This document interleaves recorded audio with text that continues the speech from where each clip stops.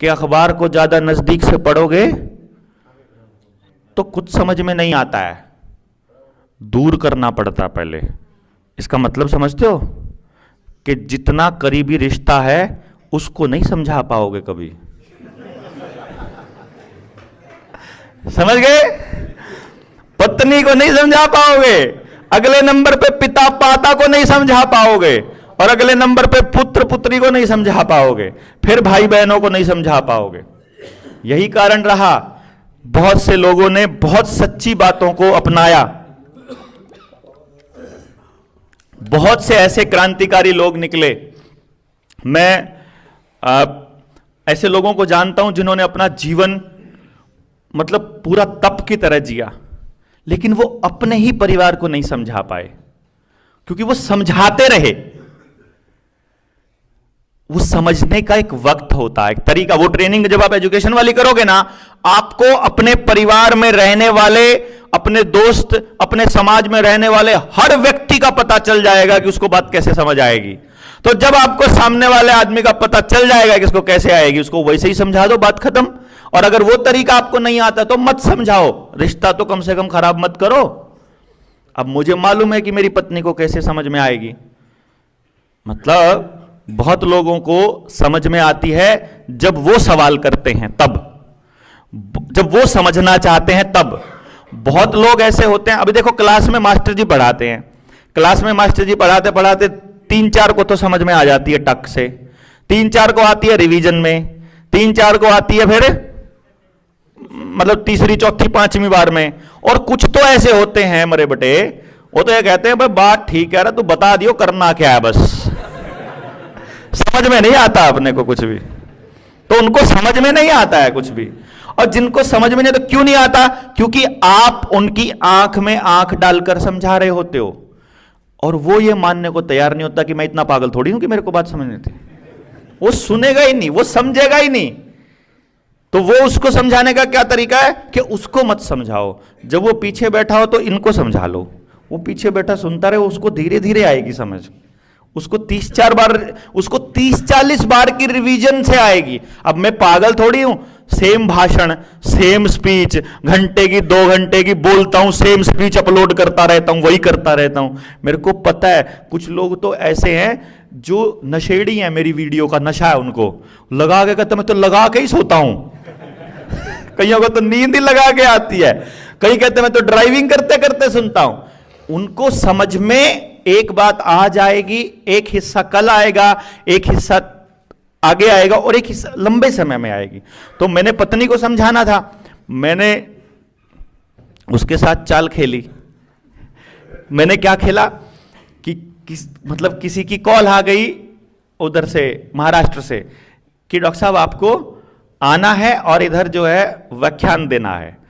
तो मैंने पत्नी को बोला, मैं कहा महाराष्ट्र घूमने चलना है क्या? बोली चलो।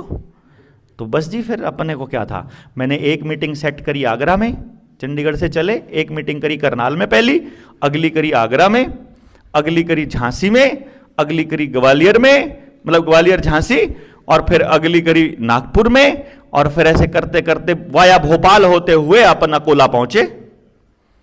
अकोला से फिर उधर मतलब जो है वापस नागपुर से होते हुए और पहुंच गए रायपुर, और फिर रायपुर से ऐसा टूर निकाल के आए 10 दिन। अब 10 दिन वो कहीं जा ही नहीं सकती अपनी बात छोड़ के। तो वो ठीक है, अब वो जिधर मैं व्याख्यान दे रहा हूं वो वहीं पे कुर्सी पे सामने बैठा रखी है, और सामने बैठा आदमी तो हिल ही नहीं सकता, वो तो सो भी नहीं सकता, क्यों? सामने कैमरा लगा हुआ है, ठीक? तो उसको तो सुनना पड़ता। अब वो सुने जा रही है, अब वो सुन रही है, बात समझ में आ रही है, फिर अगली सुन रही है, फिर अगली। सभा थोड़ी बड़ी हो गई, तो बड़ी सभा जब सुनती है तो कुछ लोगों को लगता है इतने लोग सुनने लग रहे तो ठीक ही कह रहा होगा है? इतना सम्मान दे रहे इतने लोग तो ठीक ही मानस होगा भाई, फिर तो मेरा आदमी भी, मैं तो इसको पागल ही सोचती थी। और वो फिर आगे जाते जाते जाते, और जब वो अकोला से, और उधर फिर हमारा झगड़ा हो गया एक जगह पर नागपुर में, मैंने आरएसएस के बारे में कुछ बोल दिया, और वो आरएसएस वाले ही बैठे हुए थे, ठीक है? तो उधर बच गया हमारा। तो वो कांपने लगी, थोड़ी सी डरने लगी, तो अपन ने थोड़ा संभाल लिया, ठीक हो गया बात। लेकिन जब वहां से निकली तो एक्चुअली उसको डर लग रहा था और उसने मुझसे एक सवाल पूछा कि देवेंद्र सच में इतना बुरा हाल है क्या? तो मैंने उसको बोला, अच्छा एक बात बता, मेरी अपॉइंटमेंट की वेटिंग 2 साल होती थी, मैं एक आदमी से मिलने का 1.5 लाख रुपया लेता था, मैं एक ऐसा टीचर हूं जो, आपने ऐसे टीचर देखे होंगे जो ये कहते हैं अपने बच्चे को कि हम तो पढ़ा सकते हैं जी, हम दिमाग में थोड़ी डाल सकते हैं। मैं लिखित में लेता था, मां बाप मुझे लिखित में दे दो कि तुमको इस दिमाग में से क्या निकालना है और क्या डालना है, तुमको 2 महीने में वैसा बच्चा दे दूंगा, लेकिन उसके 5 लाख रुपए लूंगा, ठीक है, और मुंह मांगी कीमत देने को तैयार थे। मुझे दुख कब हुआ जब मेरे पास पढ़ाने के लिए एक फैक्ट्री में काम करने वाले आदमी ने अपना 75 गज का प्लॉट फॉर सेल निकाल दिया।